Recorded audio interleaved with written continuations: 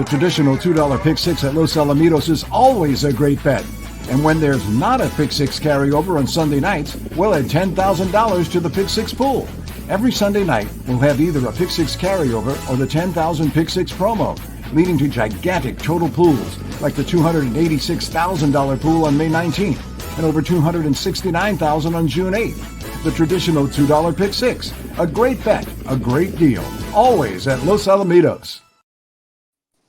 And we're back here with the Los Alamitos preview show, and happy to be joined by our stable of handicappers, Christopher Wade, George Duarte, and of course track announcer Michael Wrona. We'll start with you, Chris. You had a really nice Sunday last week, going 7-for-8.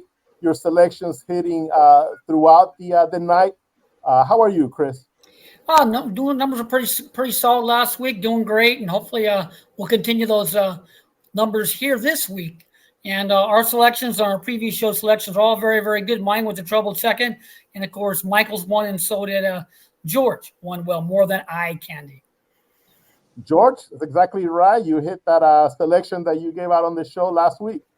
Yeah, I was happy. I was happy with the 3-1. I mean, the pick four ended up paying 116, and the way I looked at it, it was basically a daily double because a famous ribbon I thought couldn't lose. So, and he came through, so it turned out to be a profitable weekend.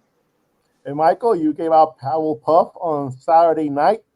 You were hoping to get close to 2-1, but the handicappers were all over Michael's pick. We'll try to add Michael back to the show here. 2-1 you were hoping to get, but you didn't quite get that, but you did get the win, Michael. Yeah, very comfortable win, a painless watch for those who took the pretty short price, as it turns out. But hopefully in the context of a single in the early pick four, which is kind of how I framed it, Pavel Puff was worthwhile to folk. And great pick by George. Chris's pick, I think, was best in that race, defending champ. Terrific effort to lose under very unlucky circumstances. Yeah, Olo was selected quite a few winners, whether it was in the Nightlines program or on the preview show here. You know, a lot of favorites won last week. But of course, we got to pick the horses that we think are going to win the races, and the favorites came through quite a bit. Joey Quarters provides a place pick all selection on the Nightlines program. His hit as well. I believe it was a $36 ticket. It ended up paying somewhere around $96 as well. Michael, we're going to take a look at the standings since we're talking so much about the winners here at Los Alamitos. We'll go ahead and take a look at the standings because we have a lot of close races here. We'll begin briefly with the quarter horse standings, and you can see there Gabriel Lara, who started out red hot here at Los Al during the early part of the season. He's holding strong there with 28 victories. Armando Cervantes, 27 wins, followed by Cruz Mendez. Cruz won the title last year. Nicasio with 24, and Jesus Rios Ayala, multiple leading jockey here at Los Alamitos many times. He's got 19 victories. If you were to make a prediction how the race is going to shape out, because we're more than halfway through the season, Chris, how do you see us stacking up? Oh, it's a great colony. Ricardo Ramirez is going great. Adrian Escobedo, Edgar Payeras. It's going to ride down the wire because it's a good colony, and they can run during the quarter horses races as well. Ricardo Ramirez is doing a great job, and so is Adrian Escobedo there with the quarter horses as well. George? I would. George, which jockey does your dog like? He likes Gabriel Lara. That's what I like. I remember talking to Ed Burgard last season. I was saying that I thought Gabriel was going to be the better of the two Laras, and so far he's proven me right. I didn't expect him to be the leading jockey this late into the season, but it's nice to be right. But I think, with all the shippers coming in from Ruidoso, I think Jose Nicasio is a sleeper to pass on because he's going to get all those Heath Taylor runners. And, they're going to, a lot of them probably maidens, and they'll get those easy maiden wins, and it'll help his total. So if I had to bet on somebody, I would say Jose Nicasio. Michael, you're sticking with the leader right now, Gabriel Lara, who is also leading in Mount. Yeah, he's just done such a phenomenal job as the number one rider for All Red and Willoughby. And he's got his nose in front now. He had a couple of winners on the big California Breeders' Champions night recently. And it wouldn't surprise me if he clings to that lead, but it's a tremendous contest among the quartet. Yeah, and if you take a look at Cruz Mendez, he's got, out of the top five, he's got the best win percentage out of all of them with over 21% there. So, if he can, if he's able to continue to pick up mounts, continue to ride for Jose Flores, if Jose Flores goes on a little bit of a hot streak, you could see Cruz Mendez, who's only down by 2, very well take over. He's won so many titles here at Los Al. He knows how to get it done from start to finish. Montia Rosa, right now, the leading quarter horse trainer with 34 wins. Carl Willoughby with 29 wins, and not much separating them out in the number of horses they've started, quarter horses being 162 for Monty, 161 for Scott Willoughby. In the mixed race, it looks like Ricardo Ramirez is well on his way for another crown. Adrian Escobedo started so well, but Ricardo Ramirez has really been doing well over the past month and a half. Jesus Uranga, Angie Aquino, Sergio Morfin, that's still going to be a pretty close race. Angie, so many horses that she starts.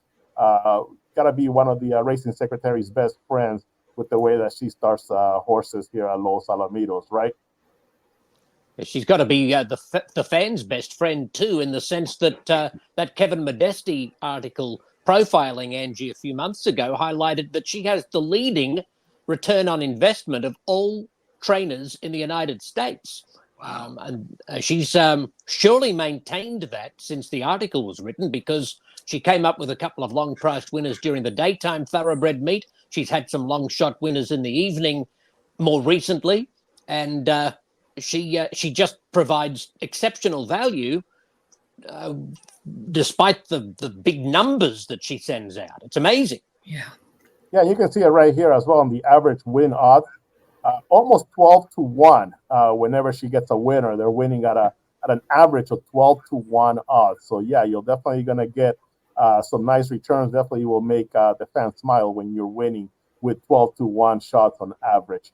The thoroughbred standings, that's another really close race with Escobedo with 13, Payeras with 12, Ramirez with 11, and Francisco Orduña Rojas with 10 from only 35 mounts. He's winning at a 28% clip. So keep an eye on those horses that Francisco Orduña Rojas rides. Escobedo average win odds are 11-1. Trainer standings in the thoroughbreds. We might as well start giving that title to Angie Aquino the way it's going. She's got 20 winners from 97 starters. So that combination of a lot of starters and the big lead, it's going to make her very tough to catch. Renato Vallejo, Jesus Uranga, and Jesus Nunez complete the top 4 in the standings. So just wanted to kind of update who's doing well here at Los Alamitos, and we can see right there the great race in the quarter horse standings. Gabriel Lara just one ahead of Armando Cervantes. Okay, guys, we'll be back with Michael Wrona and providing us his selection for the day, and then we'll be back with Chris and George Duarte talking quarter horse racing and their selections as well. We'll be right back. Night racing's best bets are at Los Alamitos Racecourse. The Los Alamitos early and late pick 4s with outstanding pools and big payouts. Here are some of our recent pools. The pool was over $214,000 on June 23rd and over $240,000 on May 26th. And the late pick 4 often has pools of over $150,000. And remember, our $10,000 pick 6 promo on Sundays. Night racing's best bets are at Los Alamitos, Saturday and Sunday nights. And we're back here, the Los Alamitos preview show, and joined by Michael Wrona. And we're going to be talking horse racing here, and quarter horse racing in particular. Michael, we're going to go to your top selection of the Saturday night card. It's 9 races on top. First post, 7:05 p.m. And Michael's top pick will be in race number 6. Race number 6, Michael, you like. Tell me who you like there in this race, Michael. Race number 6. Yeah, it's a 300-yard 2-year-old filly maiden, and I'm going to try my luck with Jaime Gomez's grey filly, drawn the outside post position, number 7, Super 60, who was okay on debut after an improving pattern of morning workouts.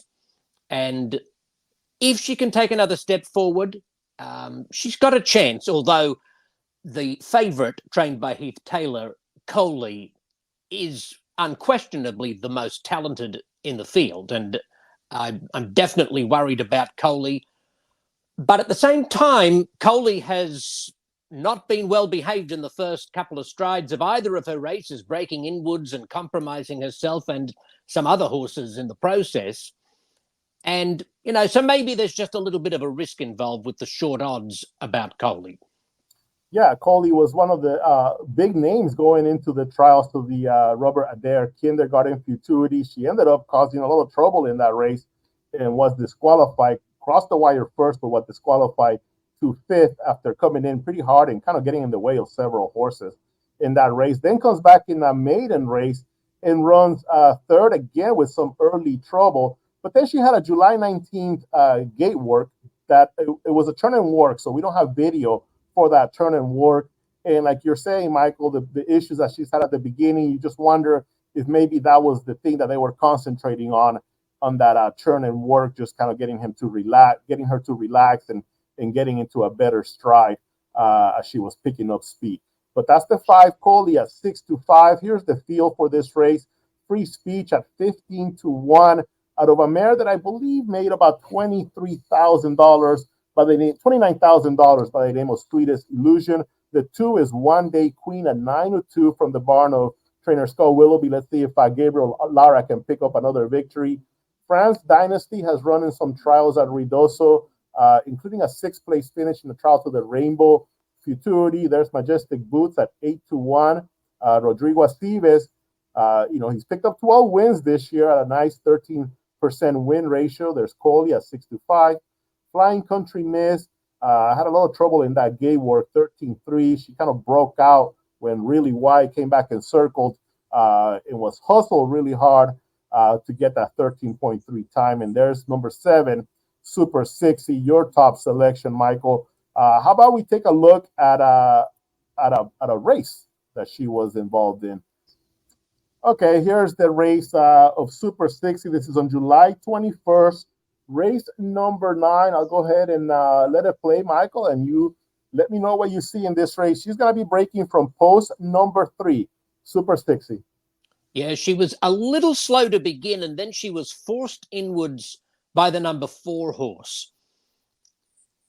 So there were some early problems here. You can see just as they approached the gap that the 4 kind of drifted in onto the 3.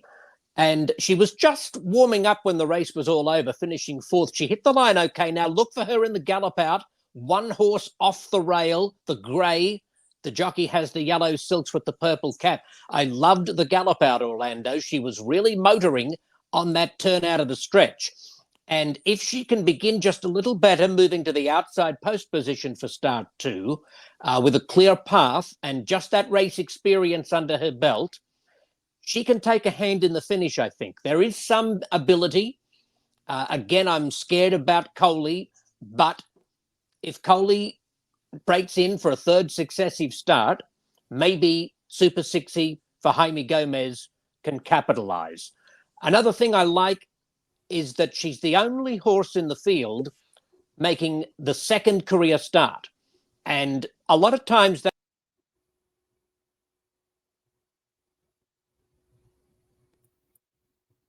starter gets to the outside post, queries against the favorite, maybe. So I figure she's worth a try. Yeah, you look at that final time for Super 60, 16:01. And with all that trouble that she had, you think that she could easily improve about 0.2 of a second. So now you're looking at somewhere around 1580. And if she, she takes another step and just does everything right and shows that talent, then you're talking about maybe dropping all the way to about 1570 in that race. Here's actually the overhead shot, and you can see the gray right there kind of went in, and you're just gonna see her kind of flying in there at the very end to make up a little bit of ground there, but not too far back from running 3rd right there. So not a bad race at all. Let's see. Let's look at that overhead just one more time from the break. There's how she's going out and then coming back in. So that's kind of where I'm saying that she could make up a lot of time if she just runs a straight race from there. Yes, and just getting back to Coley for a moment, her last race was early June, I think. And as you said, Orlando, she's had a turn and work. Now, who am I to second guess Heath Taylor, for goodness sake? He's a champion trainer and he knows what he's doing, obviously. But just for the peace of mind when you're being asked to take such a short price, would you have preferred to see a gate work? I mean, the issue seems to be getting out of the gate. So I just wondered why only a turn and work. But again, it's quite absurd that I'd be casting any aspersions upon the judgment of Heath Taylor. So it might just be one of those cases where they just want her to relax in some way, or just maybe get used to the rider that she's with a little bit more. But you're right. We're talking about Heath Taylor here, the champion trainer. So we'll see. You know, the results will show out in this race here for Coley on Saturday night. Yeah, I think if Coley breaks straight and gets a clear run, Coley wins the race. I have no doubt about that. But just at the relative value for the other reasons I mentioned, Super 60 maybe is a decent play. I like it. Saturday's feature race, Michael, is race number 9, is the John Deere Juvenile California Challenge Championship. We're going to have a full field of 10 in that race. The big horse in that race is number 2, Apollitical Bet for Armando Cervantes, Monterosa. Back-to-back victories for this runner. Have you had a chance to look at that race at all, Michael? Yes, and the ink almost ran out of my pen jotting down the number of horses in this race that are on my watch list. There's 7 or 8 of them. So there are things that have caught my eye about a lot of the horses in the field. There's certainly some talent. There's certainly some promise and potential. But, it's very hard to go against the favourite when all is said and done and you have to make a pick for the race. I mean, the time was very, very good for Apollitical Bet. Heartland is a horse that I've got a fair bit of time for. I don't think we've seen the best of. Was in the minor placings in the fastest trial behind Apollitical Bet. Wouldn't take much more of a step forward to put Heartland right in the mix. But my top pick has to be the favourite, I'm afraid to say. I can't be too imaginative when it comes to nutting out this feature race Saturday night. And we'll take a closer look at that race with George and Chris as well in the second part of this show. Thanks so much, Michael. Really appreciate it. Best of luck with your selection this Saturday night. Thank you, Orlando. See you at the races on the weekend. Hooroo. Bye-bye. Thank you. We'll be back with a lot more show here with Chris, Wade, and George.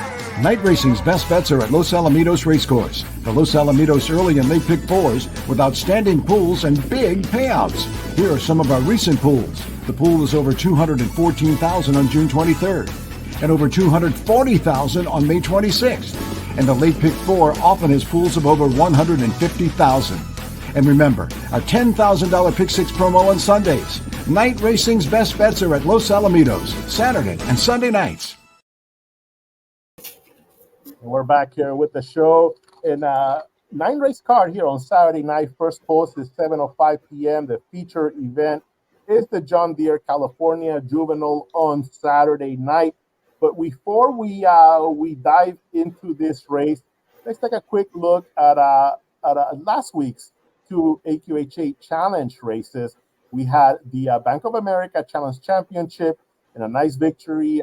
George mentioned it by a famous ribbon there. He's going to be heading now to the big race out there at the Downs at Albuquerque with Heath Taylor and the connections there. We had a chance to talk to Heath Taylor about none other than famous ribbon.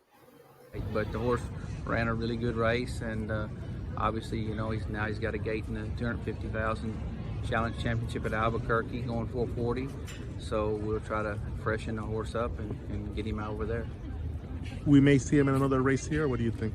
It's possible. It's possible. You know, the horse, he could possibly run in the Go Man Go, or you know, there's other races, possibilities, or either that, or it's changed a little bit since now they moved from Ruidoso to Albuquerque, and we already have a full-time barn at Albuquerque. So that's changed a lot of things as far as these challenge races and stuff. So we'll just have to see how the horse comes out of it and go from there.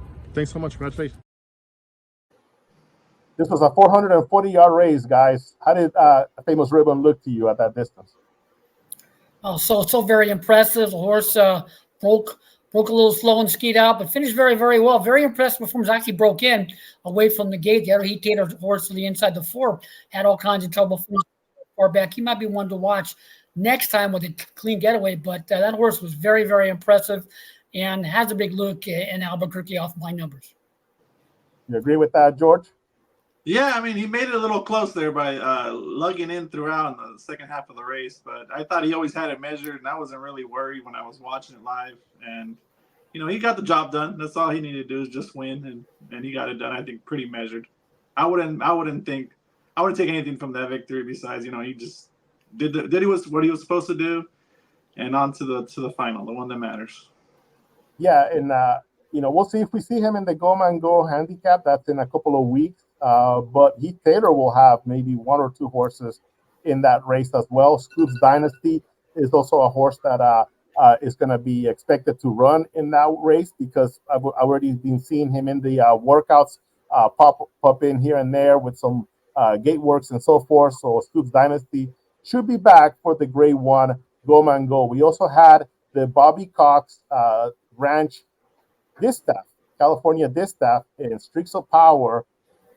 Made it look very, very easy at the end. The beginning was a little bit different, a little bit all over the field, but all over the track. Here is Kenny O'Brien, the breeder, owner of Streaks of Power. She didn't break like she normally does, and she obviously went out quite a few lengths, which made us a little bit nervous. But I think Armando was more concerned about making sure that he wasn't around anybody else, and he just let her go. And as he said to me, this filly's going to be better than she was, and I think she's really got everything going right now.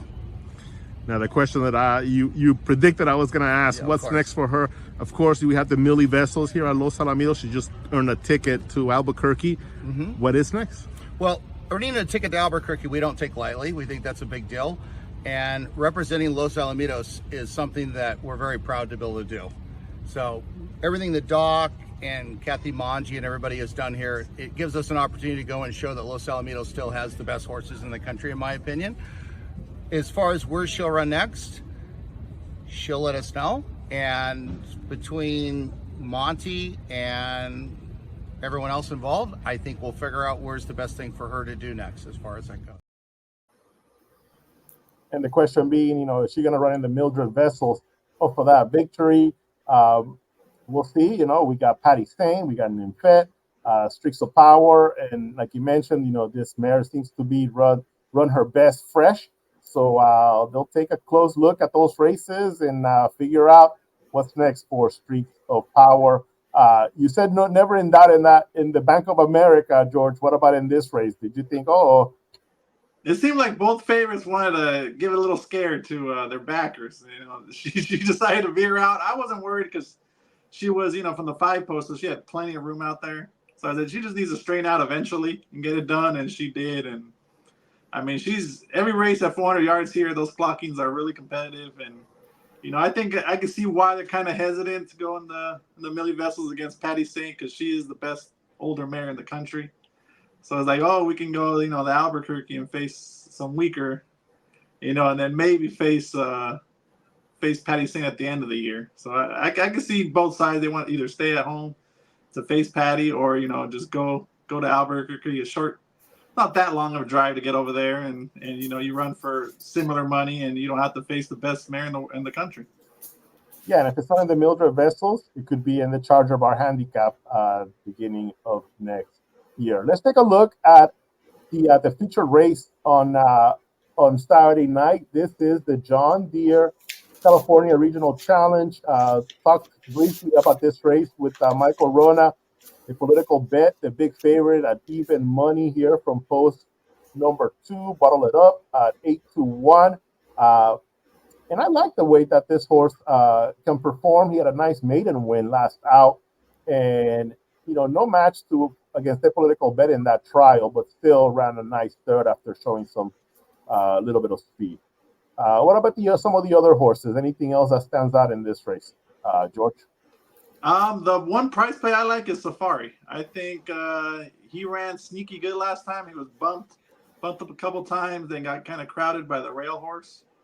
And finished well under hand urging. I'm surprised Ayala went to the 1, but I guess I understand. That one ran faster time, but drawn well. I think drawn in between 2 of the slower breakers. And it's only going to be his 3rd career start, 2nd time going this distance, so it should improve on those numbers. And it's going to be 20-25-1. I think it's one. Don't leave out of your supers. Chris, what horse are you going to make sure you don't leave out of your super? Well, one of the horse that was second to the aforementioned favorite Apollitical Bet, that was Heartland. That's the horse that got a little fractures, broke okay, and kind of broke inward and skied, showed some decent speed, and put forth a nice run midway, and was obviously outrun against that talented winner, Apollitical Bet, but finished pretty well and galloped out pretty well. And on my figures, everything factored in, treble track variant. The horse got my 2nd best number. It's going to be hard to put some pressure on Apollitical Bet. A horse just showed so much talent and improved in each subsequent start. But Heartland has a little to grab a slice of the pie in the exact end or trifecta at the very least. A couple of other horses just to talk about. The 4 Toxic Details. 1, her racing debut by a half a length. Full sister to Danger. Ran 3rd in the trials. In addition to Apollitical Bet, the other 2 trial winners were the 3 Apolitical Wave, picking up her 2nd victory in 3 starts, and also picking up his 2nd win in 3 starts, is Born in the Blood. That first win came in a trial to the Robert Adair Kindergarten Futurity here at Los Alamitos. So that's a quick look at the feature race on Saturday. We'll go ahead and now talk about your picks for Saturday night. So we'll start with Chris. Where are you going to go on Saturday for your selection of the day? I'm going to go to the 7th race, the 100-girl horse, who's showed tons of has shown talent in all 3 starts, but has been troubled in each subsequent start. Was a C-plus worker prior to the debut, but has had a ton of trouble in all those starts. Was a better than looked effort last time after breaking a little back bobbling and breaking over a length slow, and finished pretty well under a hold, and is better than shown. And with a steady improvement, the horse will look to grab a slice of the pie in that event up against a decent group of horses full level. But 100 Girl, a decent getaway, puts his horse in the mix at, I think, 4-1. She came out of post 7, but she was number 8 horse. She kind of back bobbled and drifted out away from the gate. Was asked a couple times midway, but was starting out pretty well the final half of the affair. Education, she's kind of skiing a little bit, and she's under a hold, but she's moving relatively well. Is a nice size individual. The talent is there. It's just a matter of getting out of the gate and showing that talent. She gets away clean. She's got to look at the outcome and be a decent price as well. Okay, so she's right here. The number breaking from post number 8. We'll take a quick look at that slow motion replay there for Hunter Girl. Like I said, she kind of breaks a little bit slow. She back bobbles and drifts out, and was on her own early. Was asked a couple times midway, but put a nice little run the final half of the affair. It's a nice size individual. Was starting out pretty well and drawn between horses. If this runner could just get out of the gate in a decent fashion, maybe give up a half length at the most away from the gate. On my numbers, treble track variant, she's got to look at the outcome of the price. She was starting out pretty well, beating only a length for the 2nd spot. And there's more talent than shown on paper. And she moves forward a little bit for Jose Flores. Got to look at the outcome to grab a slice of the pie, and she's 4-1 program. So give her a look at a little bit of a medium price. Okay, we'll call up the PPs for this particular race.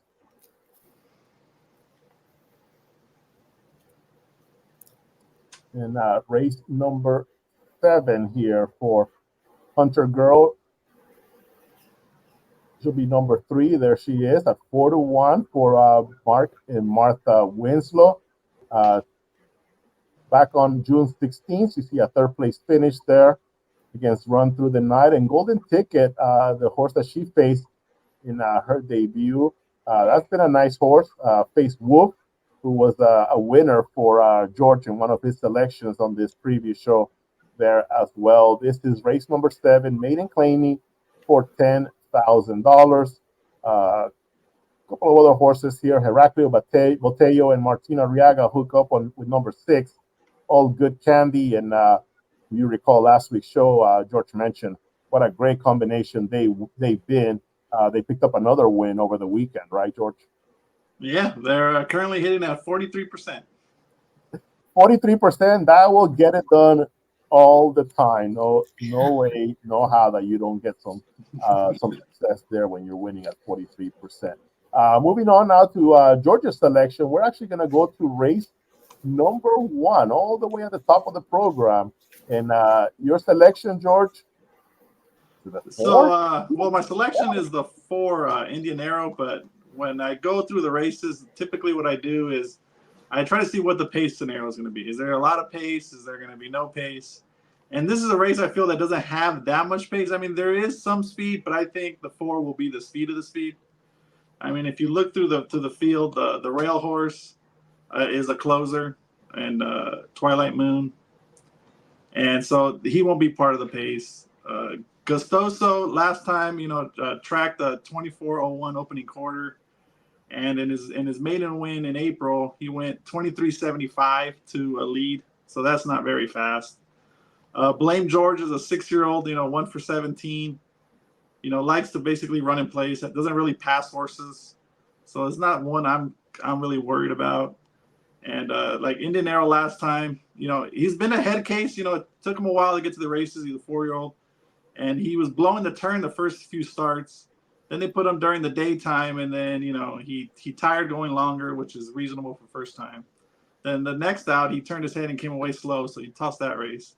Comes back at night, got bumped at the start, hustled along the inside, and then faced pace pressure in a 23:15 opening quarter, and edged away. And I think ran pretty well.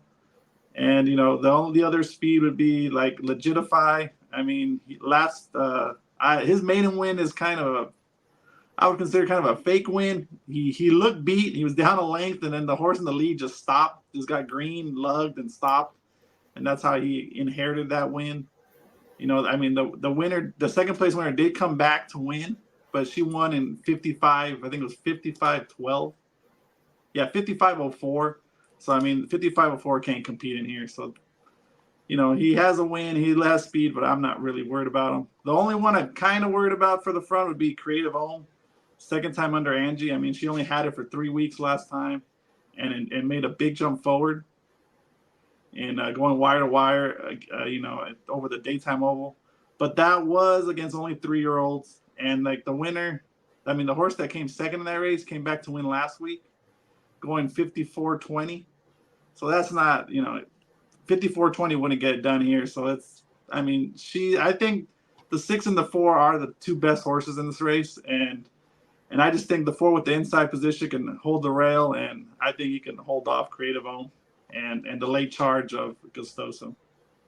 Yeah, and that last win for Creative Home coming during the daytime meet here, that long stretch as well. And you see the way that this horse just pulled through and just separated himself from the rest late in that stretch. That's the 6 Creative Home. We do have a replay that we can show, George, on Indian Arrow. It's the gray horse that's the number 2. Can't miss him. Okay, here we go. We'll go ahead and take a look at this race.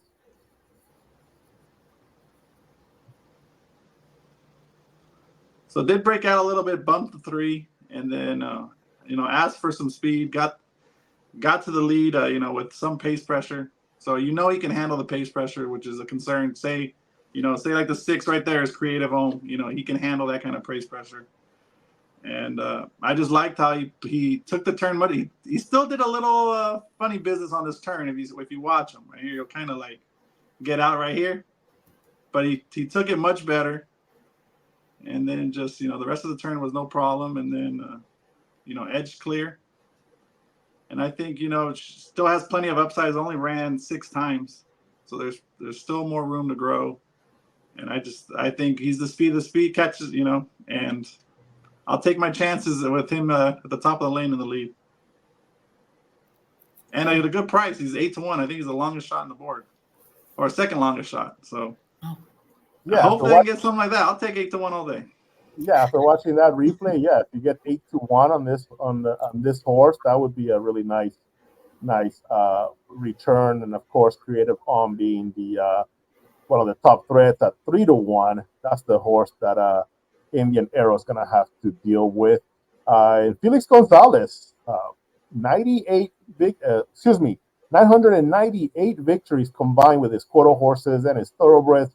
Just 2 wins away from reaching 1,000 with those 2 breeds here at Los Alamitos. So I have both of his horses picked on top for Saturday. So he might do. If he does it on Saturday, I might go down there to celebrate with him because I'm cashing big. You'll have the Palillo double, huh? Yeah. Very good.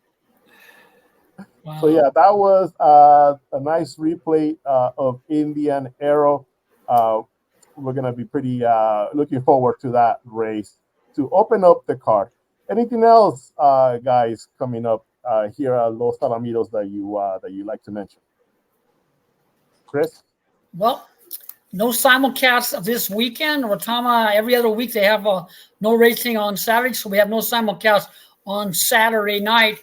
And I just think we got some nice looking runners this Saturday evening of racing. So, and it's going to be tough to beat that heavy favorite in the John Deere Apollitical Bet. But we got some nice looking price runners. And taking a look at George's horse, that was a pretty impressive effort. So, horse has a look at 8-1. Might be something to look at a little bit extra there. George, anything else that stands out for you on Saturday? I just like both sequences in both pick 4s. I think they could pay good. I mean, Apollitical Bet is strictly the one to beat. But from that 2 posts, you've seen plenty of horses get trouble. And if he somehow finds trouble, that race opens up. And I think like 3 or 4 other horses can win. And pick 4 can easily pay huge after that because the races before are pretty competitive. Though, Chris's pick, that race is pretty open. The 8th race, the 8th race maiden is another one that is wide open. All these horses run basically the same times. And then, the favorite's a shipper from Ruidoso that hasn't really shown much. So that race is wide open. I think it's competitive. Both sequences are really competitive, and I think it's going to be hard to find a single besides Apollitical Bet. So if you can beat them, I mean, you'll get paid. So if you're looking for some simulcast racing to play, you got to look at Albuquerque for all those big All-American trials. You got the Futurity, you have the Derby, the Oaks, so big names racing at the Downs at Albuquerque with the Ruidoso trials taking place there. Thank you so much, gentlemen, for the taking a look at Saturday's card. Looking forward to the 9-race program here at Los Al. First post, once again, 7:05 p.m. here on Saturday, and that big 10-horse field in the John Deere California Regional Challenge for the juveniles, the main event. Thank you, everyone, and enjoy the racing action all weekend long here at Los Alamitos. Thank you. Thanks, boss. Good night. The traditional $2 pick 6 at Los Alamitos is always a great bet. And when there's not a pick 6 carryover on Sunday nights, we'll add $10,000 to the pick 6 pool. Every Sunday night, we'll have either a pick 6 carryover or the 10,000 pick 6 promo, leading to gigantic total pools like the $286,000 pool on May 19th and over $269,000 on June 8th. The traditional $2 pick 6, a great bet, a great deal, always at Los Alamitos.